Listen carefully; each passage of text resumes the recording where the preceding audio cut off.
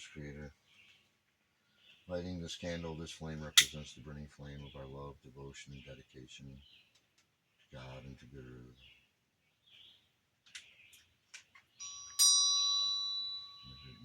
Lighting this incense represents the wafting of the aroma of our love for God and for Guru to all of God's creation, for the good of all, only to glorify our great wondrous Creator. So might it be.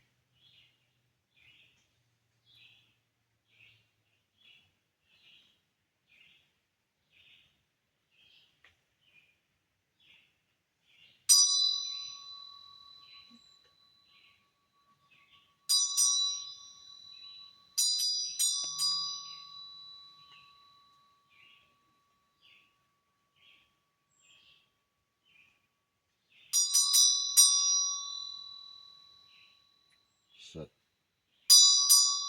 Chit Ananda. Mother, Father, Son, Holy Ghost, electron, proton, neutron.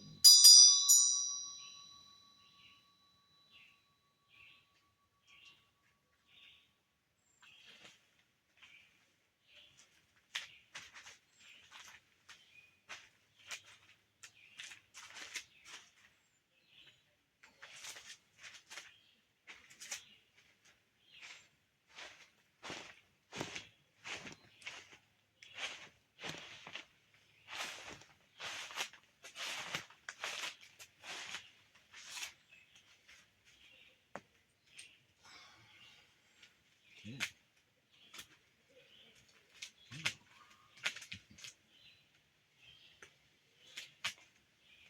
Good morning again. Namaste and Lakach Jayom Guru. Loving greetings to all of my dearly beloved brothers and sisters everywhere all around the world. And blessed we are to be getting together on this beautiful Sunday morning here in upstate New York. But even more blessed we are is that we're actually utilizing our temple tent here at the Salmon River Reservoir, where we're utilizing this little place here to be able to get together for live, in-person Sunday services.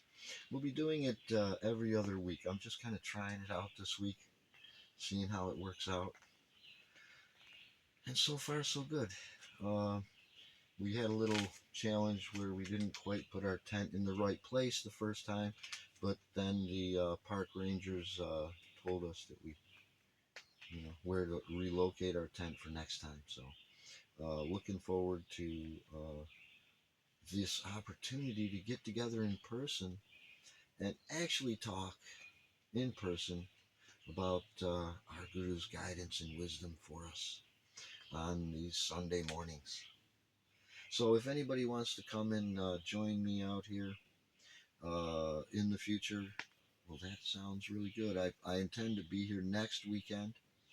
And then after that, every other weekend, kind of, we'll do a live on Facebook at Eckhard Spiritual Center in our chapel room where we have been doing it for quite a while now. And, just very happy to be able to get together in person with people. I really didn't put a lot of promotion out there, a lot about it yet. So we'll talk more about it maybe next week. So then let us get right to our Sunday service. And let's do as we normally would do.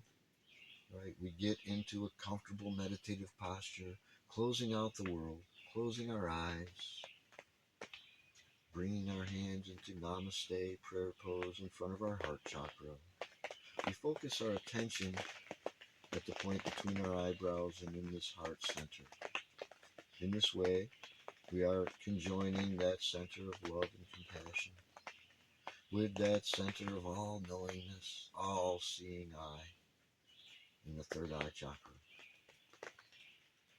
Together,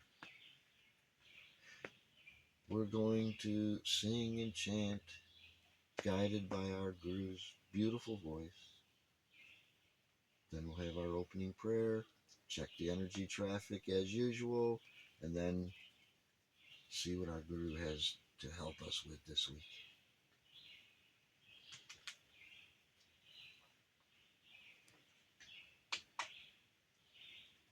Come, sing with me and feel you are singing to his listening presence right within you and around you, everywhere. Oh God, beautiful. Oh God, beautiful. Oh God, beautiful. At thy feet, oh, I do bow. At thy feet, oh, I do bow. Oh God, beautiful. in the forest thou art free. In the forest thou art free. In the mountain thou art high. In the mountain thou art high. In the river thou art restless. In the river thou art restless. In my ocean thou art great. In thy ocean thou art great. Oh God, beautiful. Oh God, beautiful. At thy feet, oh, I do bow. At thy feet, oh, I do bow. Oh God, beautiful. To the serviceful thou art service. To the lover thou art love. To the sorrowful thou art sympathy. To thy yogi thou art bliss. To thy yogi thou art bliss. Oh God, beautiful. Oh God, beautiful. At thy feet, oh, At thy feet, oh, I do bow. Oh God, beautiful. in the forest thou art free. In the forest thou art free. In the mountain thou art high. In the mountain thou art high. In the river thou art restless. In the river thou art restless. In my ocean thou art great. In thy ocean thou art great. Oh God, beautiful. Oh God, beautiful. At thy feet, oh, I do bow. At thy feet, oh, I do bow. Oh God, beautiful. To the serviceful thou art service. To the lover thou art love. To the sorrowful thou art sympathy. To thy yogi thou art bliss. To thy yogi thou art bliss. Oh God, beautiful. Oh God, beautiful. At thy feet, oh, At thy feet, oh, I do bow. Oh God, beautiful. in the forest thou art free. In the forest thou art free. In the mountain thou art high. In the mountain thou art high. In the river thou art restless. In the river thou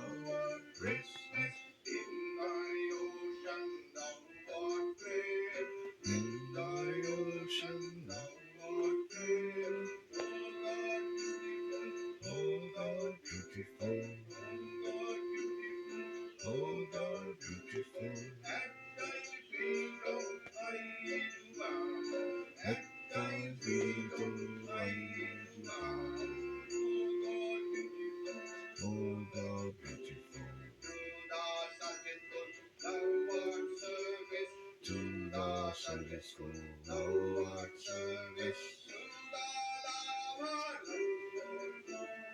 To the lover of love. To the sorrowful Lord sympathy. To the yogi thou art blessed. To the yogi thou art blessed. Oh God beautiful. Oh God beautiful. At thy feet, O I do bow. Oh God beautiful. Oh God beautiful. Oh God beautiful.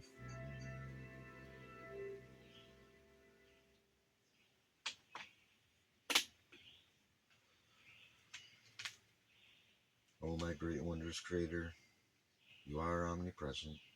You are in all your children. Manifest your presence in our bodies for the good of all, in order to glorify you, so might it be. Oh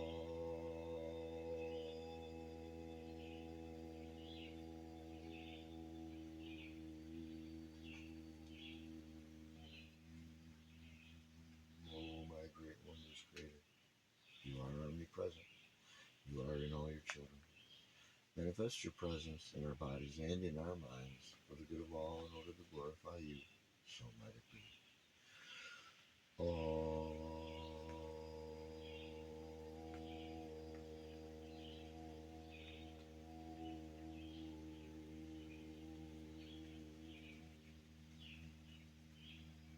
my great wondrous Creator, you are omnipresent. You are in all your children. Manifest your healing presence in our bodies, in our minds, and in our souls for the good of all, only to glorify you, God. All the glory to you, so might it be.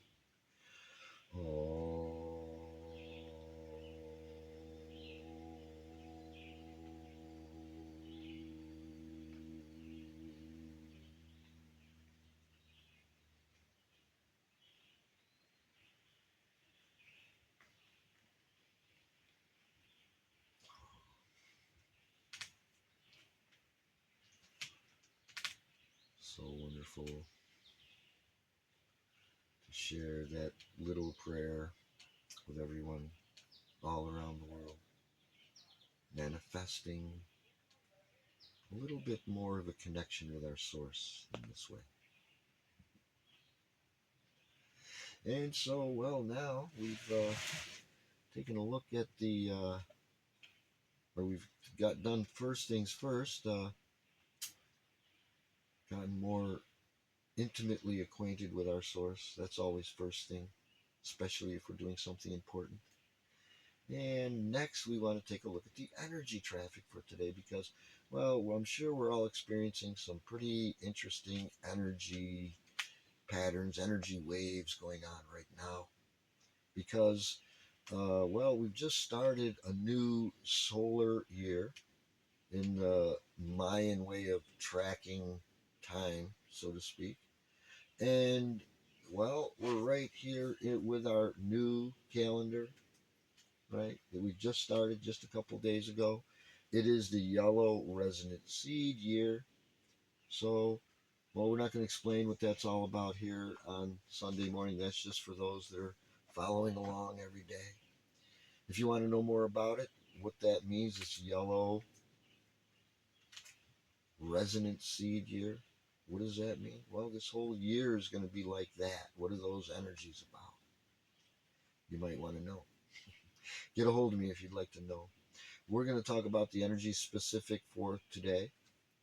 And, well, we know that the galactic signature of each day is a tone and a frequency combined together. The tone has a certain meaning, and it's going to tell us how the solar frequency that has a different meaning, how that is going to be. So let's take a look at the tone and the frequency for today. Today we have the 8th tone, Rorschach, the galactic tone of integrity. And today, the galactic tone of integrity is conjoining with Chikchan, red serpent Chikchan. So today, we say red galactic serpent Voshek Chikchan. And we'd also like to point out that we are in the sacred mystic column, right in the very center of the Zolkin energy wave, right? It's a 260-day energy wave. And when we're in the center of that energy wave, well, that's a very sacred cosmic space to be in. And there's a 20-day space that we are currently experiencing. And, well, if you want to know more about it, get a hold of me. It's a very interesting thing. It'll really help you to know what's actually going on, energetically speaking, so that your life can be in harmony with all of the universe around you, so that your life can go smooth as well and go in perfect harmony with all of the universe. So, let's do a very quick reading out of our Cosmic Dream Spell Astrology Wisdom Workbook, where I have combined these energies for us so that we know what we're harmonizing with today. Today, we are on page 125 because today's galactic signature is kin, or day 125, 125 days in on this 260-day energy wave known as the Zolkin. Today, we would refer to this day, as we mentioned earlier, as Red Galactic Serpent, Voshek Chikchan. After organically balancing the resonant tone of attunement comes the galactic tone of integrity. Red Galactic Serpent, Voshak Chikchan, guides and teaches us to tap into our primal life force that energizes and enlivens our senses through focusing on listening to the intrinsic instinctual wisdom of our human body in order to achieve and maintain integrity. Right? We just don't want to get it together. Integrity means to stay together and hold together. Red Galactic Serpent of Voshak Chikchan encourages us to model our integrity so that it reaches others, helping to catalyze even greater levels of harmony.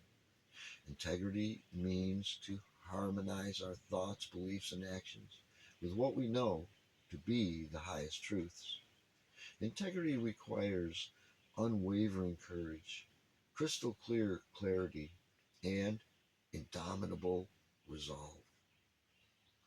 When we stand firm in our integrity, we are protected and provided for. Red Galactic Serpent Voshek Chikchan reminds us to slither into the simplicity of our sensuality by honoring the perfection of our physical temple through receiving and transmitting the instinctual wisdom of Kundalini. Through the intelligent vibrational energies of Red Galactic Serpent, Voshek Chikchan, the Cauldron of Creation, is summoning us to elevate the quality of our existence, embodying a willingness to accept and integrate truth by being true to our own inner fire of illumination. We ignite metaphysical flames of intelligent consciousness that spread and offer warmth and guidance to ourselves and our sisters and brothers at large. The cauldron of creation is ever reminding us that we are all vessels of consciousness, exploring and expressing itself. It is our divine gift to be able to venture beyond our comfort points and travel both mentally and physically, uniting the unseen with the seen, and find unlimited peace in the unknown.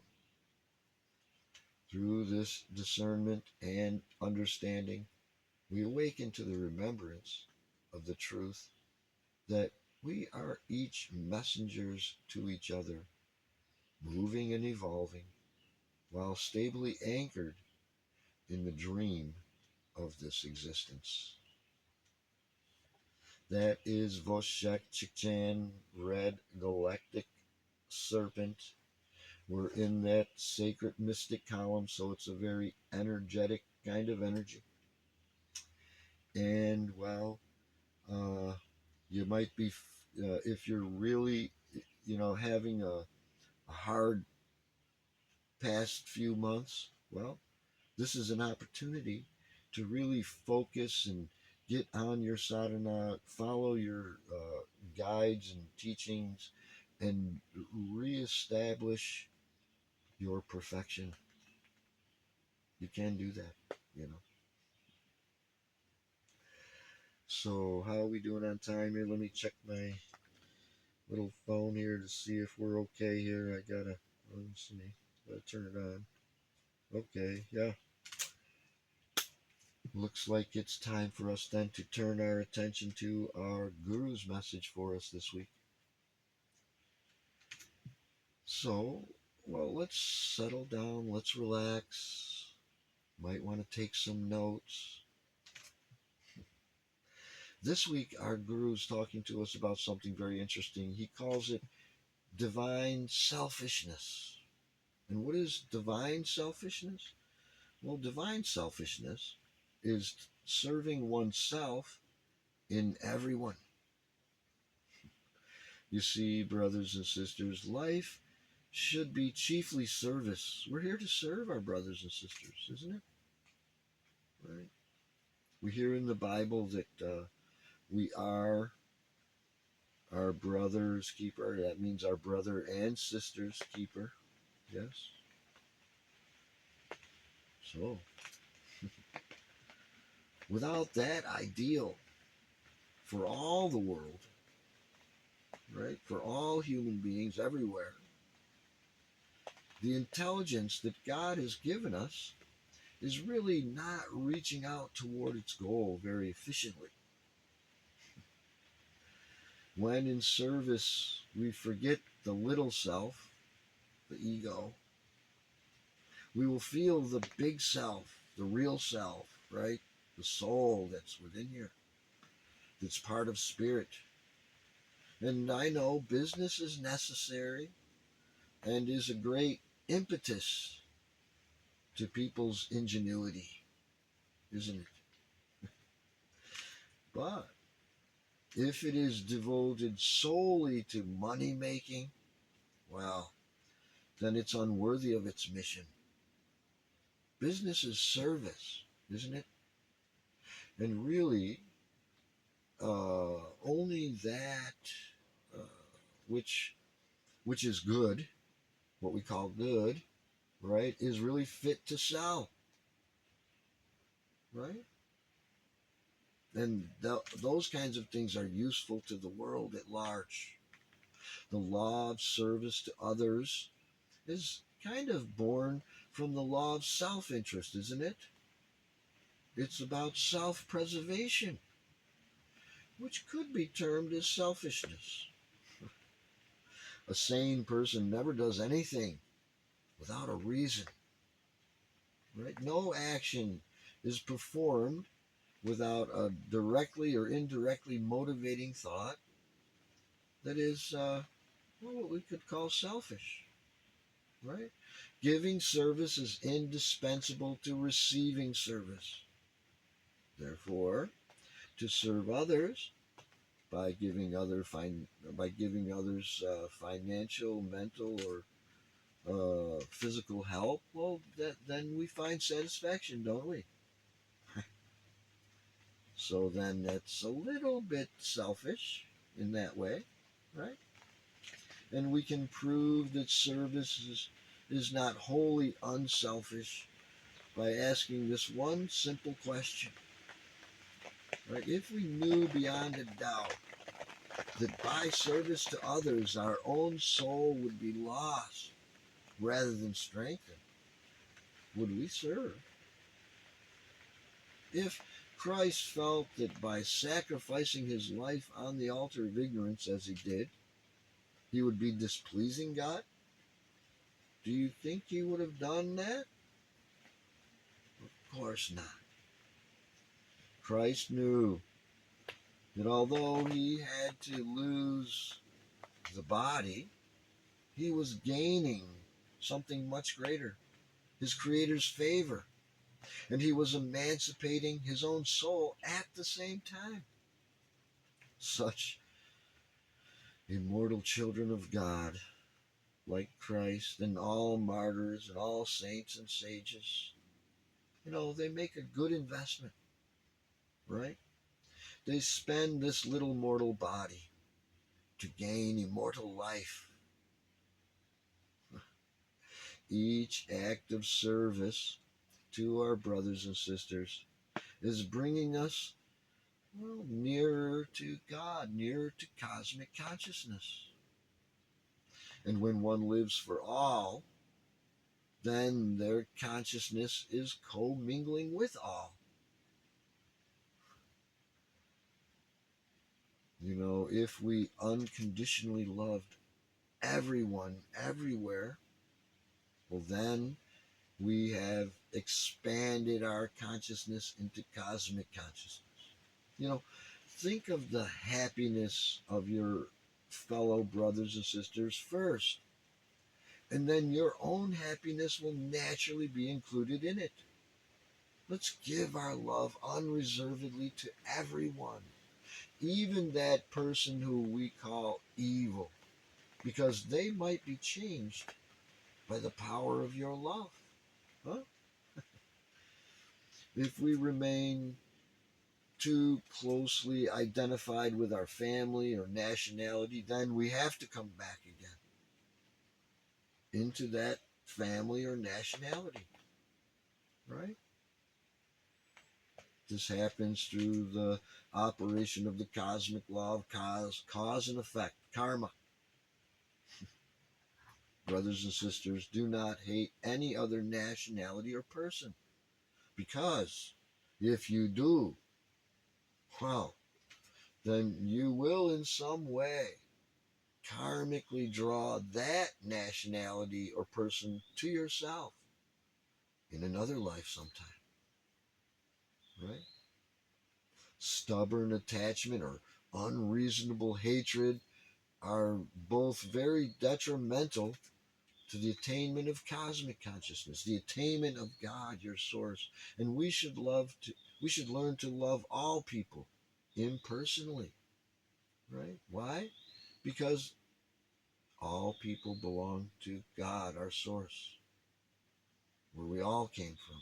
And if we really want to be happy, then we will have to perform our tasks willingly, happily, joyfully. Whatever we do, we should do cheerfully for the service of all, and be ambitious even in our well-doings, right? We want to work for all. We want to work for God, right? We should strive to work willingly, right? We should try to work untiringly and to feel while we're working that the eternal energy is ceaselessly flowing through us. Never suggest tiredness to your mind, right? Guru would tell us, don't talk fatigue, right? Never say, I am tired. When we say, I am tired, we make ourselves tired. We flip the tired switch. We turn off the life force. When we're unwilling to perform a task, well, then we feel tired right from the very beginning. But when we're willing, we're just full of energy, right? When we want to do that. Did you ever notice that? When it's something you really want to do, you have lots of energy to do it. When it's something you don't want to do, the energy just kind of goes way down, fades away. So brothers and sisters, always work willingly. And then you'll find that you are sustained by that inexhaustible power of God, our Creator, our source, where all power comes from, isn't it? Whatever your tasks are, perform them with willingness and with full concentration. But don't spend all your time in dutiful activity. Some people are so busy with work that they say, oh, they have no time for the Lord. And when nighttime comes, they're too tired to meditate. When you are performing a duty, put your whole heart into it. But as soon as you are through with your work, put your mind, your heart back on your source, on God, on your Creator, where you came from. When you're meditating, immerse your whole mind in God. Love God with all your mind. And when you learn to practice the presence of God, in every moment that you are free to think of God, even in the midst of work, you will be aware of divine communion. If your heart is sincere and earnest, you will find ways, no matter how busy you are, to seek God and to think of God. Sounds like somebody's pulling in here. Pardon the traffic. And brothers and sisters, did you know working to please God brings freedom? And how does that work? Well, when we do it for God and we do it only just for God, then we're free from the law of karma. That's real freedom, isn't it? No karma from actions done strictly and totally only done for our source, for God. Also, Guru often cautioned us, reminding us that a lazy person never finds God. Really, right? Truly, an idle mind does become the workshop of the devil, right? Of evil, of darkness. Guru said he's seen sannyasis, and I have too, who've renounced work and become nothing more than beggars. I see him a little bit. But persons who work for a living without any wish for the fruits of their actions, desiring God alone, right? Those ones are the true renunciants, no matter what they have. And it is very difficult to practice that kind of renunciation, I know. But when you so love God that everything you do is motivated by a desire to please your great and wondrous Creator, then you're free. Completely free. It's the only real freedom. Often I'm thinking in my mind, when I'm doing things, I'm reminding myself, I'm only doing this for God, right? When we're thinking like this, when we're thinking, oh, I'm only working for God, then our love becomes so great that we have no other thought in our mind, no other objective but to serve and adore God, our Creator, our Source. When a person, let's say this, when a man is completely in love with a woman, he thinks, oh, I'll do anything for her. I'm very happy to do anything for her, all that I can. But one whose love is not so deep tends to stop and think about that sacrifice that they're making for that person, their mate, to whoever, their friend, right? Those who work for the Lord in the right way, they never think in terms of how much they're doing for God. The only thing they're thinking of is how much God is doing for them.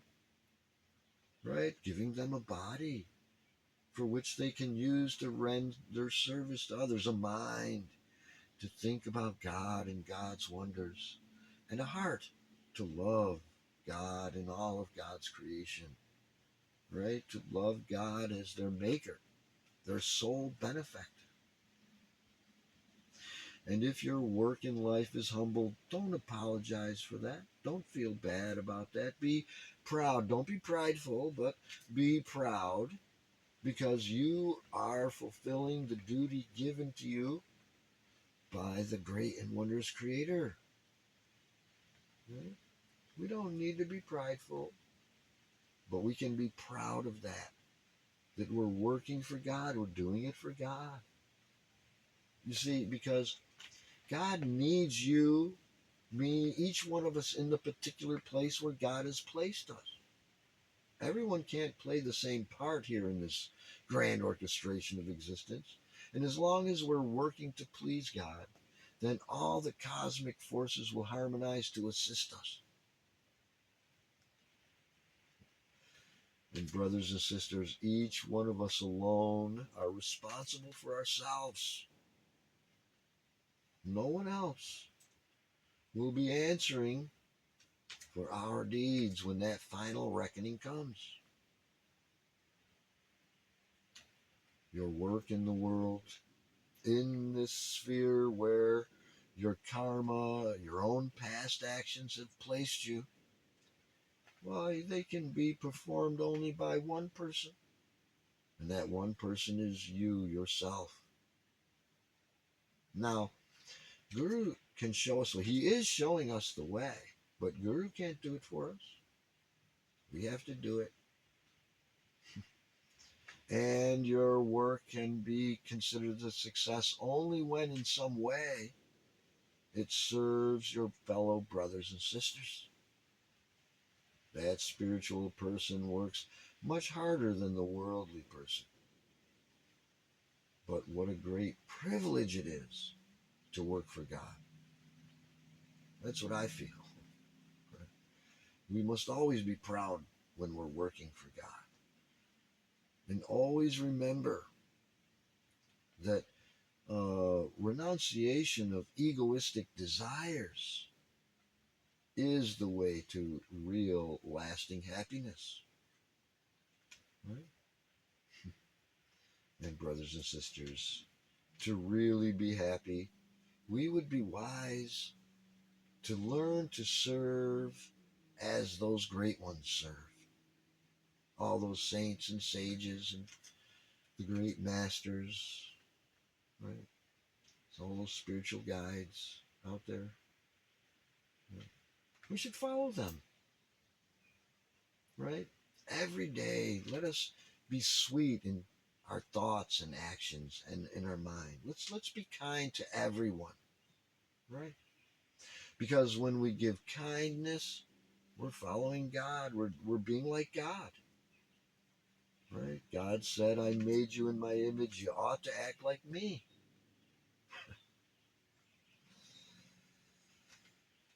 And well, one is when one is illuminated, so to speak. Well, they see themselves as the one spirit throbbing beneath all minds and bodies. And such a person, well, after liberation, right, after liberating their own personality, then they try spiritually to liberate all other personalities because they know that everyone belongs to their own self. Right? Those saints and sages are constantly striving to transmute that earthborn impulse that other people have into higher aspirations. And those great people who serve their brothers and sisters, well, we could say they live hundreds of years sometimes ahead of their time. And, we can free ourselves if we follow them. We can't free ourselves though, if we just believe in them, right? If we just believe in them, we must live that life as they did, right? So that we can know for ourselves that we are the image of omnipresent spirit, that we are actually made in the image of God. We have to know it, not know of it. And brothers and sisters, Swami Sri Yukteswarji, our Guru's Guru, well, he would always counsel his students to be living liaisons of both East or Eastern philosophy and Western philosophy or virtues. He himself, Swami Sri Yukteswar, well, he was an executive Occidental in his outer habits, and inwardly, he was the spiritual Oriental. He was both East and West. Swami Sri Yukteswarji, he would praise the progressive, resourceful, and hygienic ways of the West. And he would also praise the religious ideals that give a censored halo to the East.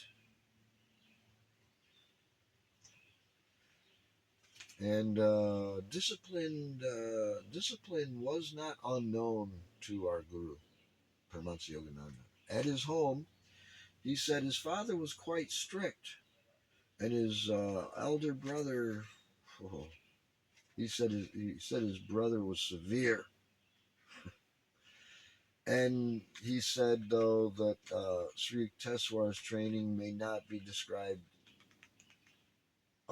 anything other than drastic. Right. Swami Sri Yukteswar was what we call a perfectionist. He was hypercritical of his disciples, whether it would be in matters of the world, matters of the moment, or the subtle nuances of any kind of ordinary behavior. Right?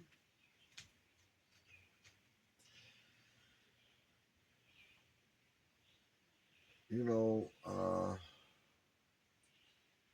once a transient teacher had imbibed a few erroneous lessons. Right? And our guru was told that the devotee doesn't really need to concern themselves a lot with the worldly duties. But when Guru carelessly performed his tasks, when he was, younger, he wasn't chastised very much. Right? Guru said human nature finds that sort of instruction very easy. But under Swami Sri Yukteswar's what he called unsparing rod, our Guru said he very quickly recovered from that agreeable delusion, so to speak, of irresponsibility. Sri Yukteswar remarked one day, saying, those that are too good for this world are adorning some other world. So long as you are beneath this sun and breathe the free air of earth, you are under obligation to render grateful service. Only they who have fully mastered the breathless state are freed from cosmic imperatives, right? Cosmic compulsions. And Swami Sri Yukteswar dryly added, he said, I shall not fail to let you know when you have attained the final perfection.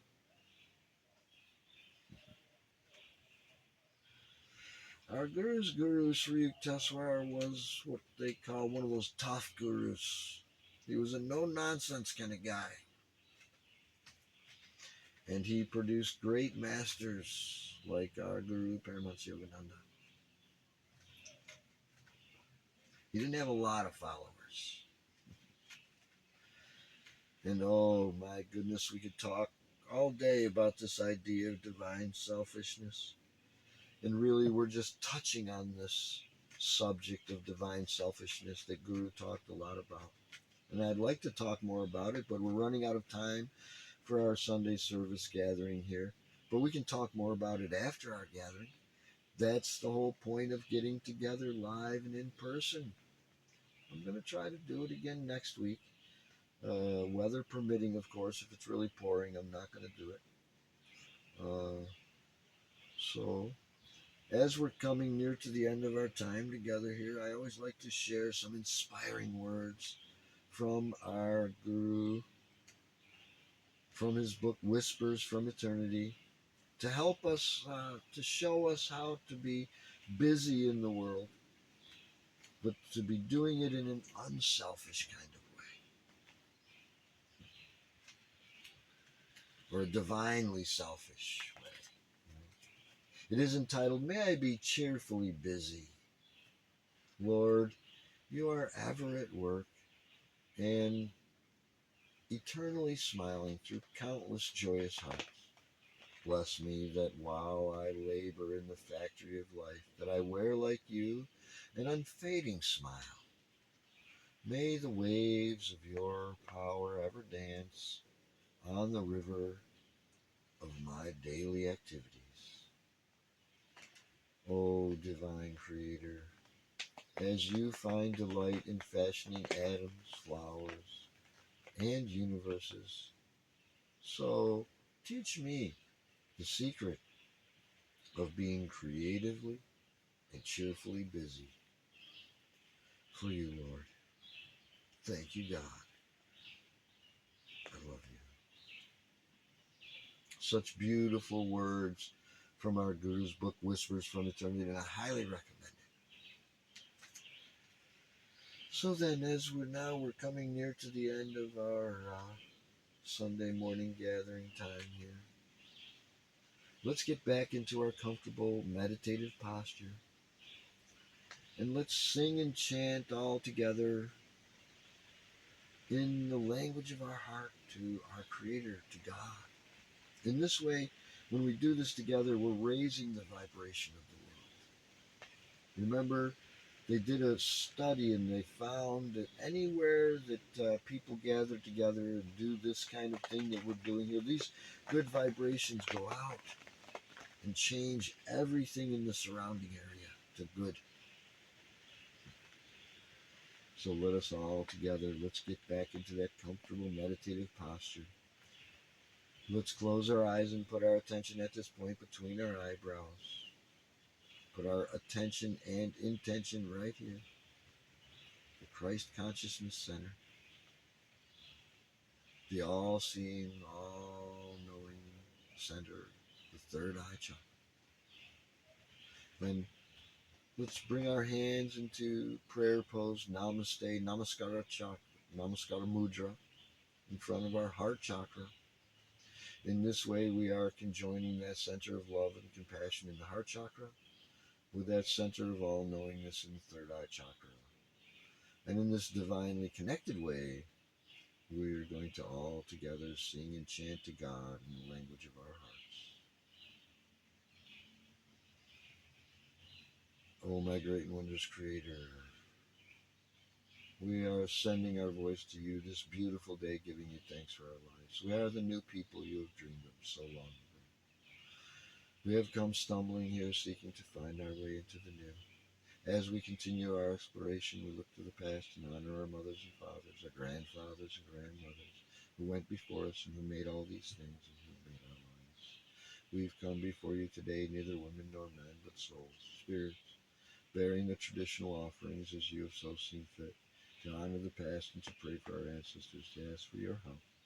Help us to find our way into this new world, and to be in good relations with all the brothers and all the sisters, all the people, all the colors and traditions, for the good of all, only to glorify you, God. All the glory to you, so let it be. Om God, I will to be thine always. Om Lord, I will to be thine always. I may go far, farther than the stars. I may stray far, farther than the stars. But I will to be thine always. O Lord, I will to be thine always. Devotees may come, devotees may go. Devotees may come, devotees may go, but I will to be thine always. O Lord, I will to be thine always. When I die, look into my eyes. When I die, look into my eyes. They will mutely say, I will to be thine always. O Lord, I will to be thine always. I may stray far, farther than the stars. Devotees may come, devotees may go, but I will to be thine always. When I die, look into my eyes. When I die, look into my eyes. They will mutely say, I will to be thine always. O Lord, I will to be thine always. O God, I will to be thine always.